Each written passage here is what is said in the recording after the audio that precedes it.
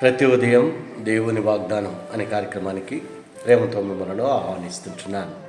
యువతి కాల సమయంలో దేవుడు మన కొరకు ఏర్పాటు చేసినటువంటి వాక్య భాగము రూతు గ్రంథము 1వ అధ్యాయము 8వ వచనాన్ని ధ్యానించుకుందాం. రూతు గ్రంథము 1వ అధ్యాయము 8వ వచనాన్ని ధ్యానించుకుందాం.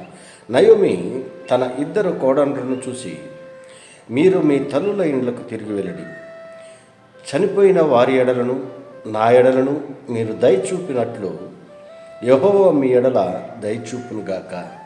క్రీస్తునందు ప్రియమైన దేవుని బిడ్డలారా, ఉదయకాల సమయంలో పరిశుద్ధాత్మ దేవుడు మనకిస్తున్నటువంటి వాగ్దానము యెహోవా మీ ఎడల దయచూపునుగాక.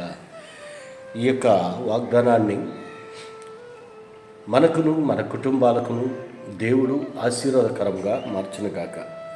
ఈ యొక్క రూతు గ్రంథాన్ని యొక్క చరిత్రను మనం గమనించినట్లయితే మరి చాలా ప్రాముఖ్యమైనటువంటి ఈ అంశాలు ఈ యొక్క రూతు గ్రంథంలో మనం చూస్తూ ఉంటున్నాం. ఏంటనగా న్యాయాధిపతుల గ్రంథంలో ప్రస్తావించిన విపత్కర పరిస్థితుల నేపథ్యంలో నడిచిన కథ రూతు గ్రంథం.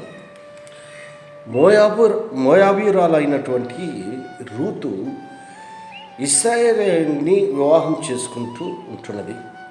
రూతు తన భర్త మరణించిన తర్వాత ఇశ్రాయేలురాలైన తన అత్త నయోమి పట్ల అపూర్వమైనటువంటి విధేయతను, ప్రేమను, ఇశ్రాయేలు దేవుని పట్ల ప్రగాఢమైనటువంటి భక్తిని ప్రదర్శించినటువంటి సందర్భాన్ని ఋతు గ్రంథంలో మనం చూడగలము. తుదకు రూతు తన భర్త బంధువుని వివాహం చేసుకుంది. ఇశ్రాయేలులో ఘనత వహించిన రాజు దావీదుకు రూతు అవ్వ అయినట్లుగా ఈ రూతు గ్రంథంలో మనం చూస్తుంటున్నాం. ఈ యొక్క రూతు గ్రంథంలో ప్రాముఖ్యమైనటువంటి అంశాలు నయోమి రూతుతో పాటు బెత్లెహేముకు తిరిగి రావటము, రూతు బోయజును వివాహం చేసుకోవటము, రూతు బోయజును కలుసుకోవడం, ఈ మరి అంశాలు ఈ యొక్క రూతు గ్రంథంలో మనం చూస్తూ ఉంటున్నాము. ప్రాముఖ్యంగా మరి రూతును మనం గమనించినట్లయితే రూతు జీవితాన్ని, రూతు ఒక మోయాబీయురాలుగా ఉంటున్నది, ఒక విద్యురైనటువంటి మరి స్త్రీగా రూతు ఉంటున్నది. అయినా కూడా నయోమికి కోడలుగా రూతు ఉంటున్నది. అయితే నయోమి తన భర్త ఇద్దరు కుమారులు చనిపోయిన తర్వాత ఇద్దరు కోడలను పిలిచి ఈ యొక్క మాటలను మాట్లాడుతూ ఉంటున్నాడు. మరి ఇద్దరు కోడలలో ఒకటైనటువంటి రూతు తన అత్తతో మరి కలిసి ప్రయాణము చేసినట్లుగా, కలిసి ఉండినట్లుగా మనం చూస్తుంటాం. ఇంకొక కోడలు మరి అత్తను ముద్దు పెట్టుకొని తన తల్లిదండ్రుల ఇంటికి వెళ్ళినట్లుగా మనం చూస్తుంటున్నాం. అది ఈ యొక్క గ్రంథంలో ప్రాముఖ్యమైనటువంటిది అంశాలుగా మనం చూస్తుంటున్నాం. రూతు ఏ రీతిగా ఆశీర్వదింపబడిందో మనం ఈ యొక్క గ్రంథంలో మనం చూడగలం. ఎందుకనగా రూతు మోయాబీరాలు, ఒక విధవరాలు, ఒక విద్యులైనటువంటి స్త్రీగా ఉన్నటువంటి రూతును దేవుడు ఎంతగానో హెచ్చించాడు.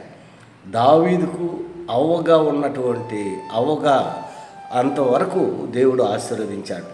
దావీదు వంశంలో నుంచి యేసుక్రీస్తు వచ్చినట్లుగా మనం చూస్తుంటున్నాం. ఎంతో ప్రాముఖ్యమైనటువంటి ఒక పాత్రగా రూతును దేవుడు వాడుకుంటున్నాడు. ఎంత గొప్ప ధన్యత!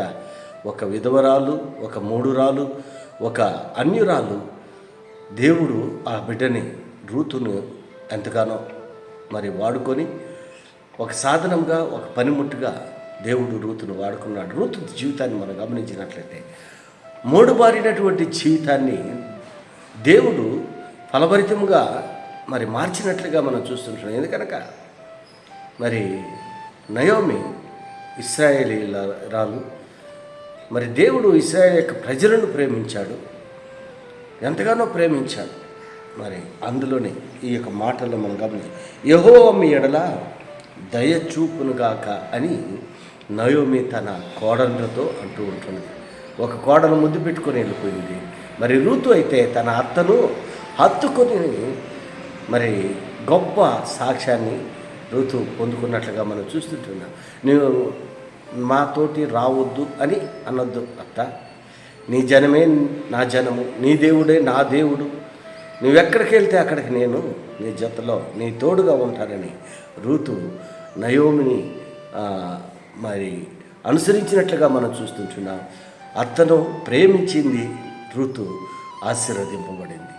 క్రీస్తునందు ప్రేమైన దేవుని బిడ్డలారా, మరి ఋతు జీవితాన్ని మన జీవితాలకు అన్వయించుకొని ఋతు ఏ రీతిగా అయితే తన అత్తకు పరిచర్య చేస్తూ అత్తను వెంబడించిందో, అత్తకు లోబడిందో, మరి ఏ రీతిగా ఆశీర్వదింపబడిందో ఋతును మనము నేర్చుకోగలం. ఒక ఋతుని ఒక ఉదాహరణగా మన జీవితాలకు అన్వయించుకొని మరి అలాంటి ఋతు వినయ విధేయతలు, ప్రేమ, మరి నమ్మకంగా ఏ రీతిగా ఉంటున్నదో ఆ రీతిగా నీవు నేను ఉండాలని ఈ కొద్ది మాటల ద్వారా నేను హెచ్చరిక చేస్తుంటాను. దేవుడి యొక్క మాటలు మరెక్కువగా మీకును మీ కుటుంబాలకు ఆశీర్వాదకరంగా మార్చింది కాక.